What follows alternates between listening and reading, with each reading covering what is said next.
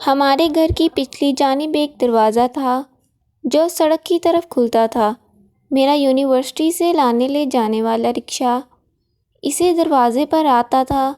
ایک بار شدید گرمی میں جب میں یونیورسٹی سے واپس آئی تو کسی نے دروازہ نہ کھولا۔ کوئی 5-7 منٹ میں دروازہ بجاتی رہی۔ جب ابو نے دروازہ کھولا تو میں اندر آتے ہی رونے لگ گئی کہ اتنی گرمی میں کھڑی تھی، کسی نے دروازہ نہیں کھولا، کسی کو میری فکر ہی نہیں، بلا بلا۔ وہ دن اور میری شادی تک کا دن، جب بھی میں پڑھنے یا نوکری کرنے کے لیے گھر سے نکلتی، میری واپسی سے 10-15 منٹ پہلے ابو اپنا بستر چھوڑ کر پچھلے کمرے میں آ جاتے۔ میرے لیے دروازہ پہلی دستک پر بلکہ اکثر بغیر دستک پر ہی کھول دیا جاتا۔